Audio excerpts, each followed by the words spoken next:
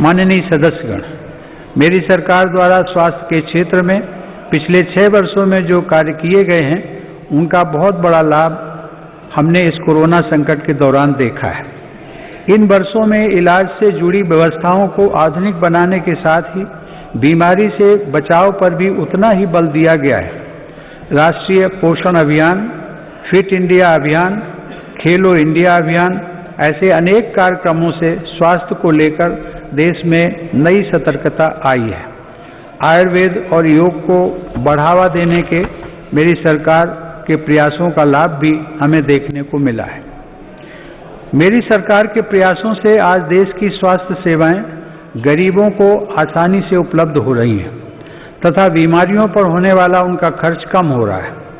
आयुष्मान भारत प्रधानमंत्री जन आरोग्य योजना के तहत देश में 1.5 करोड़ गरीबों को 5 लाख रुपए तक का मुफ्त इलाज मिला है।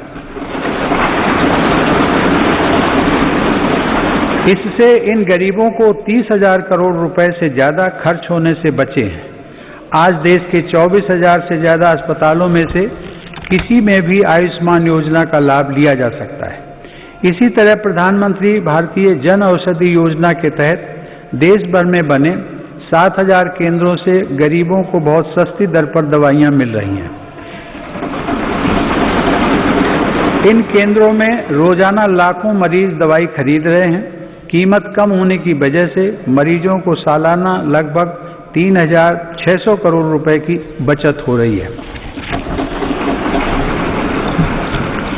माननीय सदस्यगण, देश में स्वास्थ्य सेवाओं के विस्तार के लिए मेडिकल शिक्षा का विस्तार भी अत्यंत आवश्यक है। साल 2014 में देश में सिर्फ 387 मेडिकल कॉलेज थे, लेकिन आज देश में 562 मेडिकल कॉलेज हैं। बीते 6 वर्षों में अंडर ग्रेजुएट और पोस्ट ग्रेजुएट चिकित्सा शिक्षा में 50,000 से ज़्यादा सीटों की वृद्धि हुई है।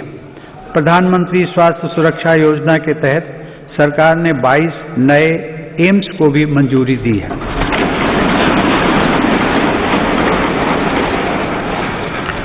राष्ट्रीय चिकित्सा आयोग के साथ ही 4 स्वायत्त बोर्ड का गठन कर केंद्र सरकार ने चिकित्सा शिक्षा के क्षेत्र में ऐतिहासिक सुधारों की नींव रखी है। इन्हीं सुधारों के क्रम में दशकों पुरानी मेडिकल काउंसिल ऑफ इंडिया के स्थान पर नेशनल मेडिकल कमीशन की स्थापना की गई है। माननीय सदस्यगण, आत्मनिर्भर भारत अभियान केवल भारत में निर्माण तक ही सीमित नहीं है, बल्कि यह भारत के हर नागरिक का जीवन स्तर ऊपर उठाने तथा देश का आत्मविश्वास बढ़ाने का भी अभियान है। आत्मनिर्भर भारत का हमारा लक्ष्य आत्मनिर्भर कृषि से और सशक्त होगा। इसी सोच के साथ सरकार ने बीते 6 वर्षों में बीज से लेकर बाजार तक हर व्यवस्था में सकारात्मक परिवर्तन का प्रयास किया है, ताकि भारतीय कृषि आधुनिक भी बने और कृषि का विस्तार भी हो। इन्हीं प्रयासों के क्रम में मेरी सरकार ने स्वामीनाथन आयोग की सिफारिशों को लागू करते हुए लागत से 1.5 गुना MSP देने का फैसला भी किया है।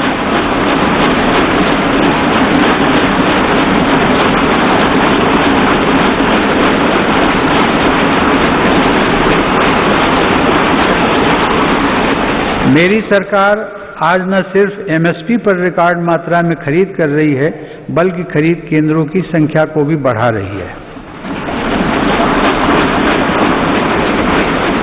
आज कृषि के लिए उपलब्ध सिंचाई के साधनों में भी व्यापक सुधार आ रहा है। पर ड्रॉप मोर क्रॉप के मंत्र पर चलते हुए सरकार पुरानी सिंचाई परियोजनाओं को पूरा करने के साथ ही सिंचाई के आधुनिक तरीके भी किसानों तक पहुंचा रही है। 2013-14 में जहां 42 लाख हेक्टेयर जमीन में ही माइक्रो इरिगेशन की सुविधा थी, वहीं आज 56 लाख हेक्टेयर से ज़्यादा अतिरिक्त जमीन को माइक्रो इरिगेशन से जोड़ा जा चुका है। मुझे खुशी है कि सरकार के इन प्रयासों को हमारे किसान अपने परिश्रम से और आगे बढ़ा रहे हैं। आज देश में खाद्यान्न उपलब्धता रिकॉर्ड स्तर पर है। वर्ष 2008-9 में जहां देश में 234 मिलियन टन खाद्यान्न की पैदावार हुई थी, वहीं साल 2019-20 में देश की पैदावार बढ़कर 296 मिलियन टन तक पहुंच गई है। इसी अवधि में सब्जी और फलों का उत्पादन भी 215 मिलियन टन से बढ़कर अब 320 मिलियन टन तक पहुंच गया है। मैं इसके लिए देश के किसानों का अभिनंदन करता हूं। माननीय सदस्यगण, समय की मांग है कि कृषि क्षेत्र में हमारे जो छोटे और सीमांत किसान हैं, जिनके पास सिर्फ 1 या 2 हेक्टेयर जमीन होती है, उन पर विशेष ध्यान दिया जाए। देश के सभी किसानों में से 80% से ज़्यादा ये छोटे किसान ही हैं और इनकी संख्या 10 करोड़ से ज़्यादा है। मेरी सरकार की प्राथमिकताओं में ये छोटे और सीमांत किसान भी हैं। ऐसे किसानों के छोटे छोटे खर्च में सहयोग करने के लिए पीएम किसान सम्मान निधि के जरिए उनके खातों में लगभग 1,13,000 करोड़ से अधिक रुपए सीधे ट्रांसफर किए जा चुके हैं। प्रधानमंत्री फसल बीमा योजना का लाभ भी देश के छोटे किसानों को हुआ है। इस योजना के तहत पिछले 5 वर्षों में किसानों को 17,000 करोड़ रुपए प्रीमियम के एवज में लगभग 90,000 करोड़ रुपए की राशि मुआवजे के तौर पर मिली है। देश के छोटे किसानों को साथ जोड़कर 10,000 किसान उत्पादक संगठनों यानी फार्मर प्रोड्यूसर ऑर्गेनाइजेशंस को स्थापित करने का अभियान एक ऐसा ही प्रभावशाली कदम है। इससे इन छोटे किसानों को समृद्ध किसानों की तरह बेहतर तकनीक, ज़्यादा ऋण, पोस्ट हार्वेस्टिंग प्रोसेसिंग एवं मार्केटिंग की सुविधाएं और प्राकृतिक आपदा के समय सुरक्षा मिलनी सुनिश्चित हुई है। इससे किसानों को अपनी फसल की ज़्यादा कीमत और ज़्यादा बचत का विकल्प भी मिला है। माननीय सदस्यगण, व्यापक विमर्श के बाद संसद ने 7 महीने पूर्व 3 महत्वपूर्ण कृषि सुधार, कृषक उपज व्यापार और कृषक संवर्धन और सरलीकरण विधेयक, कृषि सशक्तिकरण और संरक्षण, कीमत आश्वासन और कृषि सेवा करार विधेयक और आवश्यक वस्तु संशोधन विधेयक पारित किए हैं। इन कृषि सुधारों का सबसे बड़ा लाभ भी 10 करोड़ से अधिक छोटे किसानों को तुरंत मिलना शुरू हुआ।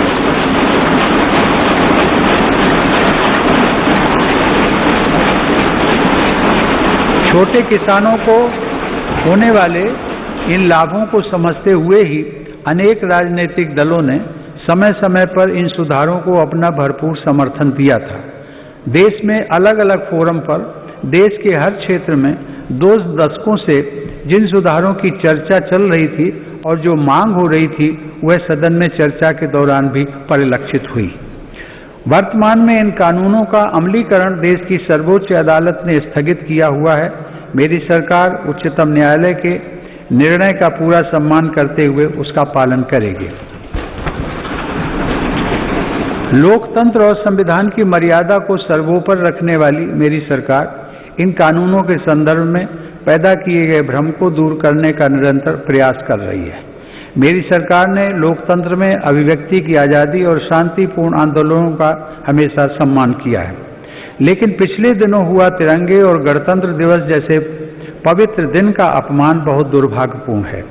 जो संविधान हमें अभिव्यक्ति की आज़ादी का अधिकार देता है, वही संविधान हमें सिखाता है कि कानून और नियम का भी उतनी ही गंभीरता से पालन करना चाहिए।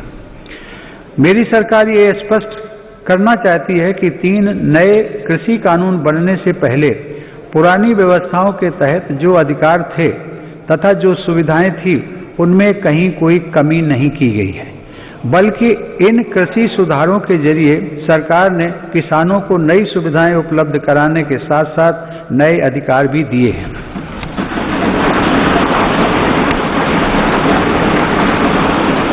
माननीय सदस्यगण, कृषि को और लाभकारी बनाने के लिए मेरी सरकार आधुनिक कृषि इंफ्रास्ट्रक्चर पर भी विशेष ध्यान दे रही है। इसके लिए 1 लाख करोड़ रुपए के एग्रीकल्चर इंफ्रास्ट्रक्चर फंड की शुरुआत की गई है।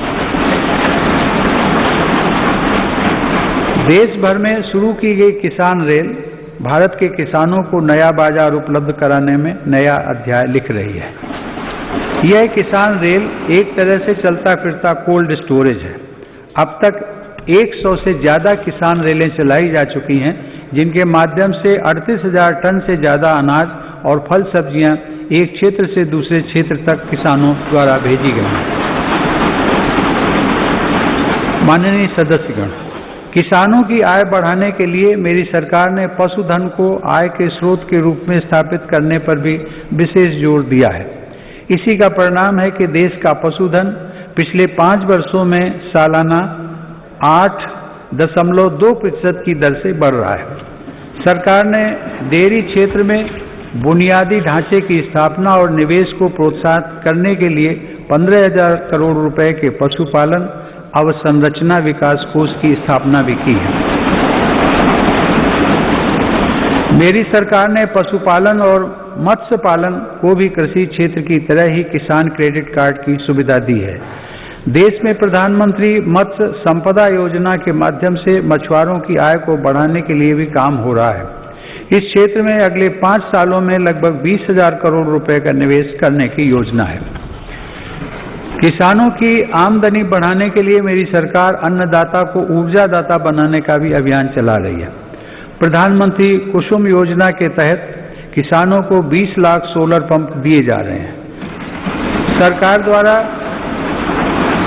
गन्ने के सीरे, मक्का, धान इत्यादि से एथेनॉल के उत्पादन को भी बढ़ावा दिया जा रहा है। पिछले 6 वर्षों में सरकार की सकारात्मक नीतियों के कारण एथेनॉल का उत्पादन 38 करोड़ लीटर से बढ़कर 190 करोड़ लीटर हुआ है। यह उत्पादन इस वर्ष बढ़कर 320 करोड़ लीटर तक हो जाएगा, ऐसी उम्मीद है। एथेनॉल देश के किसानों की आय बढ़ाने का एक बड़ा जरिया बनकर उभर रहा है। माननीय सदस्यगण, पूज्य बापू आत्मनिर्भर आदर्श गांवों के निर्माण की इच्छा रखते थे। इसी विचार को लेकर चल रही मेरी सरकार आज गांव के बहुआयामी विकास के लिए लगातार काम कर रही है।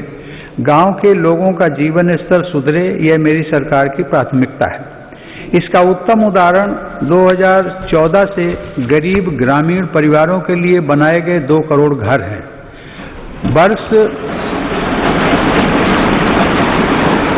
वर्ष 2022 तक हर गरीब को पक्की छत देने के लिए प्रधानमंत्री आवास योजना की गति भी तेज की गई है।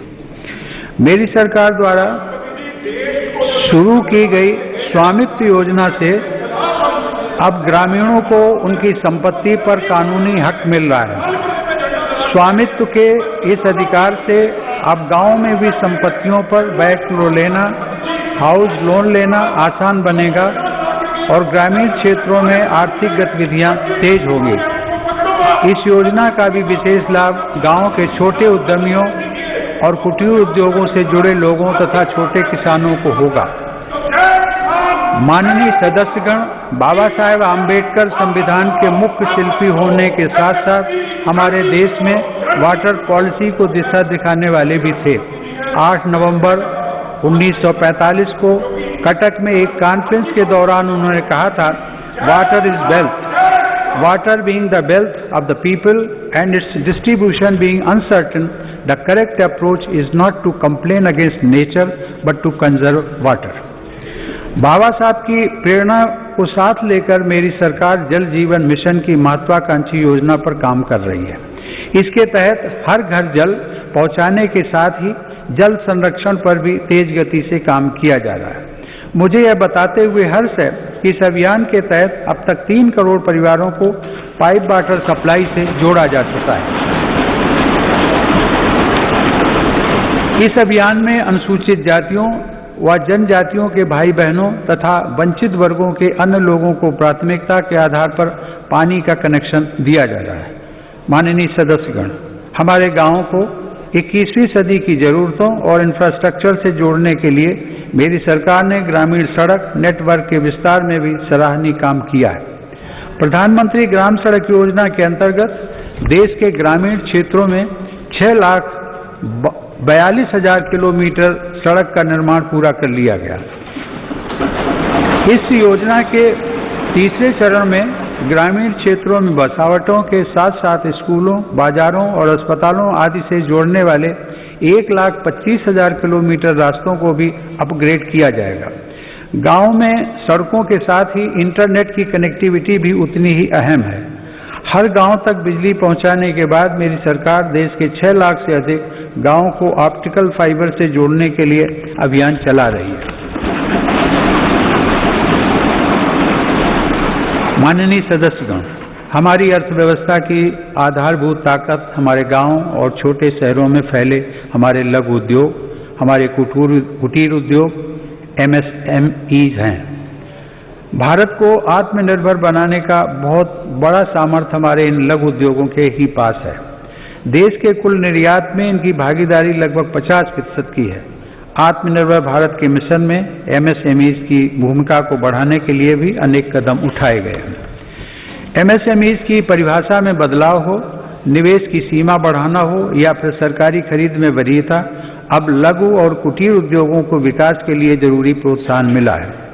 3 लाख करोड़ रुपए की इमरजेंसी क्रेडिट गारंटी योजना, मुश्किल में फंसे MSMEs के लिए 20,000 करोड़ की विशेष योजना और फंड ऑफ फंड्स जैसे प्रयासों ने लाखों लघु उद्यमियों को लाभ पहुंचाया है।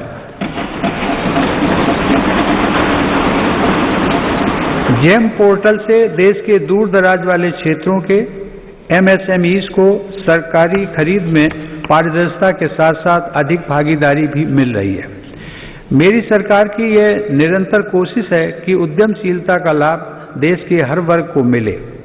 हुनर हाट और उस्ताद योजना के माध्यम से लाखों शिल्पकारों का कौशल विकास भी किया जा रहा है और उनको रोजगार के अवसर दिए जा रहे हैं। इन लाभार्थियों में आधे से अधिक महिला शिल्पकार हैं। ई-हाट के माध्यम से इन शिल्पकारों को पूरी दुनिया के खरीदारों से जोड़ा जा रहा है। आत्मनिर्भर भारत में महिला उद्यमियों की विशेष भूमिका है। मेरी सरकार ने महिलाओं को स्वरोजगार के नए अवसर देने के लिए कई कदम उठाए हैं। मुद्रा योजना के तहत अब तक 25 करोड़ से ज्यादा ऋण दिए जा चुके हैं, जिसमें से लगभग 70% ऋण महिला उद्यमियों को मिले हैं।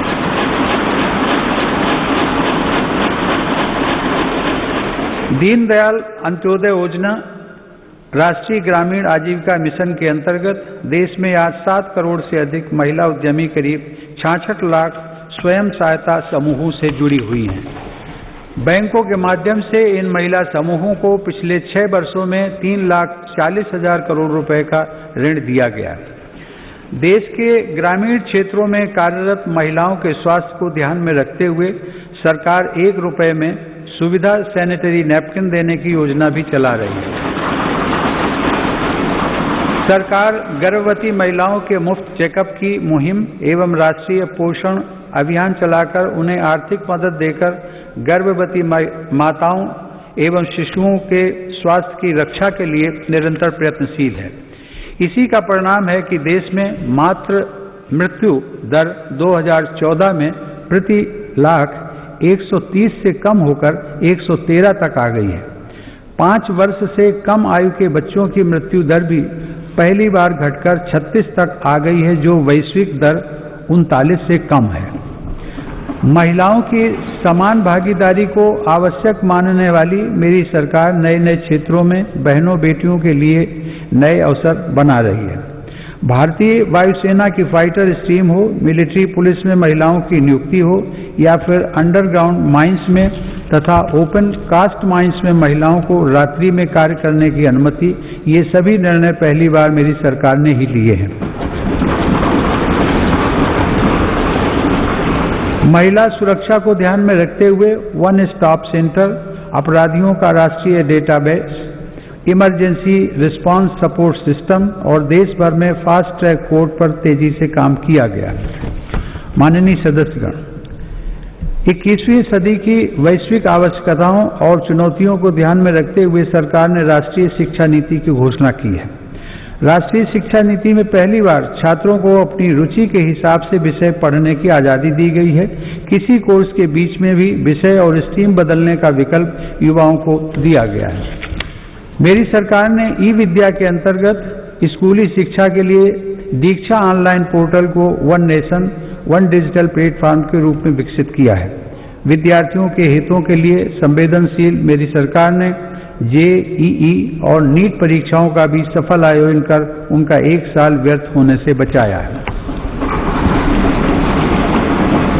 माननीय सदस्यगण, मेरी सरकार का मानना है कि सबसे ज्यादा वंचित वर्गों की सामाजिक और आर्थिक विकास की यात्रा गुणवत्ता युक्त शिक्षा से आरंभ होती है। सरकार की विभिन्न छात्रवृत्ति योजनाओं का लाभ ऐसे ही 3 करोड़ 20 लाख से ज्यादा विद्यार्थियों को मिल रहा है। इनमें अनुसूचित जाति, पिछड़ा वर्ग, वनवासी एवं जनजातीय वर्ग और अल्पसंख्यक समुदाय के छात्र छात्राएं शामिल हैं।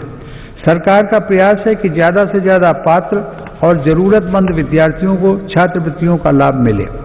इसके साथ ही अनुसूचित जाति के विद्यार्थियों को दी जाने वाली पोस्ट मैट्रिक छात्रवृत्ति में केंद्र सरकार के हिस्से को भी बढ़ाया जा रहा है। इसी प्रकार जनजातीय युवाओं की शिक्षा के लिए हर आदिवासी बहुल ब्लॉक तक एकलव्य आवासीय मॉडल स्कूल के विस्तार का काम भी किया जा रहा है। अब तक इस प्रकार के 550 से ज्यादा स्कूल स्वीकृत किए जा चुके हैं। शिक्षा के साथ साथ नौकरी की प्राथमिकताएं आसान करने और व्यवस्थित करने पर भी मेरी सरकार का जोर है। ग्रुप सी और ग्रुप डी में इंटरव्यू समाप्त करने से युवाओं को बहुत लाभ हुआ है। सरकार ने नेशनल रिक्रूटमेंट एजेंसी का गठन करके नौजवानों को नियुक्ति के लिए कई अलग अलग परीक्षाएं देने की परेशानी से मुक्त किया है। माननीय सदस्यगण, मेरी सरकार सबका साथ, सबका विकास, सबका विश्वास के मंत्र के साथ देश के हर क्षेत्र और हर वर्ग के विकास को प्राथमिकता दे रही है। दिव्यांगजनों की मुश्किलों को कम करने के लिए देश भर में हजारों इमारतों को सार्वजनिक बसों और रेलवे को सुगम बनाया गया है। लगभग 700 वेबसाइटों को दिव्यांगजनों के अनुकूल तैयार किया गया है। इसी तरह ट्रांसजेंडर व्यक्तियों को भी बेहतर सुविधाएं और समान अवसर देने के लिए transgender persons protection of rights act लागू किया गया है। डी नोटिफाइड नोमैडिक एवं सेमी नोमैडिक कम्युनिटीज यानी विमुक्त, घुमंतु और अर्ध घुमंतु समुदायों के लिए भी विकास एवं कल्याण बोर्ड की स्थापना की गई है। विकास की दौड़ में पीछे रह गए देश के 112 आकांक्षी जिलों में मेरी सरकार प्राथमिकता के आधार पर विकास योजनाओं को लागू कर रही है। इसका बहुत बड़ा लाभ आदिवासी भाई बहनों को हो रहा है। आदिवासियों की आजीविका के प्रमुख साधन यानी वन उपज की मार्केटिंग और वन उपज आधारित छोटे उद्योगों की स्थापना का काम भी जारी है। ऐसी कोशिशों से लगभग 600 करोड़ रुपए की अतिरिक्त राशि जनजातीय परिवारों तक पहुंची है। सरकार द्वारा 46 वन उपजों पर एमएसपी 90% तक बढ़ाई गई है। माननीय सदस्यगण, आधुनिक टेक्नोलॉजी का भारत में विकास और हर भारतीय की आधुनिक टेक्नोलॉजी तक आसान पहुंच आत्मनिर्भर बनते भारत की अहम पहचान है। 2 गज की दूरी की अनिवार्यता के बीच देश की संस्थाओं और नागरिकों ने डिजिटल इंडिया की ताकत से देश की रफ्तार को थमने नहीं दिया। पिछले वर्ष दिसंबर में यूपीआई से 4 लाख करोड़ रुपए से भी अधिक का डिजिटल पेमेंट हुआ है। आज देश के 200 से ज्यादा बैंक यूपीआई व्यवस्था से जुड़े हैं। इसी तरह डिजिलॉकर का 400 करोड़ से अधिक डिजिटल डॉक्यूमेंट्स के लिए पेपरलेस प्लेटफॉर्म की तरह उपयोग किया जा रहा है। उमंग ऐप पर भी देश के करोड़ों नागरिक 2000 से ज्यादा सेवाओं का लाभ ले रहे हैं। देश में 3.5 लाख से अधिक कॉमन सर्विस सेंटर ग्रामीण क्षेत्रों में लोगों को सरकारी सेवाओं से जोड़ रहे हैं। इसी क्रम में इंडियन स्टैंप एक्ट में संशोधन करके अब देश में ई स्टैंप की व्यवस्था भी लागू कर दी गई है। जनधन खातों, आधार और मोबाइल की त्रिशक्ति ने लोगों को उनका अधिकार सुनिश्चित किया है। इस जैम त्रिशक्ति की वजह से 1,80,000 करोड़ रुपए गलत हाथों में जाने से बच रहे हैं। मेरी सरकार द्वारा राष्ट्रीय डिजिटल हेल्थ मिशन के जरिए चिकित्सा सेवाओं को डिजिटल बनाने की शुरुआत भी की गई है। इसके माध्यम से आने वाले समय में देश के नागरिक डिजिटल अपॉइंटमेंट, डिजिटल रिपोर्ट के साथ साथ डिजिटल हेल्थ रिकॉर्ड जैसी सुविधाओं का लाभ भी उठा सकेंगे। हमारा अपना नेविगेशन सैटेलाइट सिस्टम नाविक भी आज भारत का गौरव बढ़ा रहा है। इसका लाभ अब हजारों मछुआरे साथियों को मिल रहा है। हाल ही में नेशनल एटॉमिक क्लॉक और भारतीय निर्देशक द्रव्य प्रणाली के रूप में नए मानक भी राष्ट्र को समर्पित किए गए हैं। इन स्वदेशी समाधानों से भारत के प्रोडक्ट्स को अंतर्राष्ट्रीय मानकों के अनुरूप बनाने में मदद मिलेगी। टेक्नोलॉजी का यह अभियान देश की लोकतांत्रिक संस्थाओं को भी सशक्त कर रहा है। इस दिशा में राष्ट्रीय ई विधान ऐप के जरिए देश की सभी विधानसभाओं, विधान परिषदों और संसद के दोनों सदनों का डिजिटलीकरण किया जा रहा है। राज्य विधानसभाओं में नेशनल ई विधान एप्लीकेशन यानी नेवा का कार्यान्वयन विधायी और लोकतांत्रिक प्रक्रियाओं के संचालन में एक नए युग की शुरुआत करेगा। माननीय सदस्यगण, हमारी संसद लोकतंत्र में देशवासियों की बढ़ती हुई भागीदारी और नए भारत की आकांक्षाओं की पूर्ति का एक महत्वपूर्ण माध्यम है। पहले की सरकारों में तथा संसद के सदनों में ये बात उठती रही है कि संसद की यह इमारत हमारी वर्तमान आवश्यकताओं को पूरा करने में अपर्याप्त सिद्ध हो रही है। संसद की नई इमारत को लेकर पहले की सरकारों ने भी प्रयास किए थे। यह सुखद संयोग है कि आज़ादी के 75वें वर्ष की तरफ बढ़ते हुए हमारे देश ने संसद की नई इमारत का निर्माण शुरू कर दिया।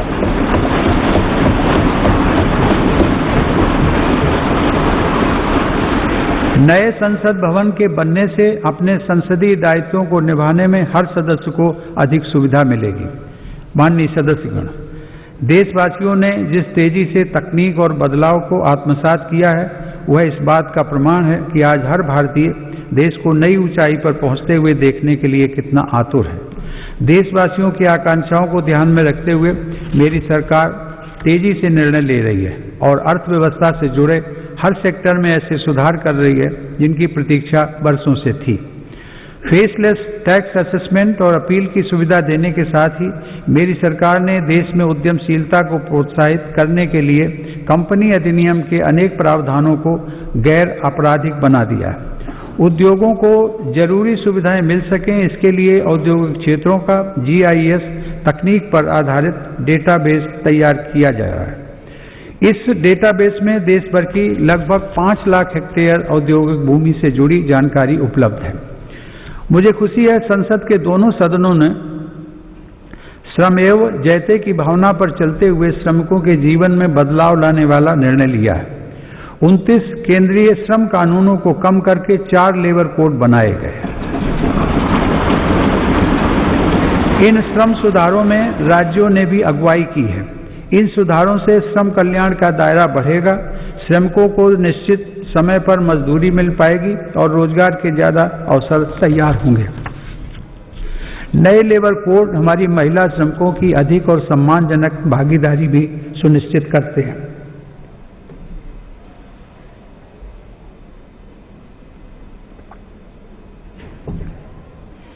उद्योगों के लिए श्रम के साथ साथ आसान पूंजी भी बहुत आवश्यक है।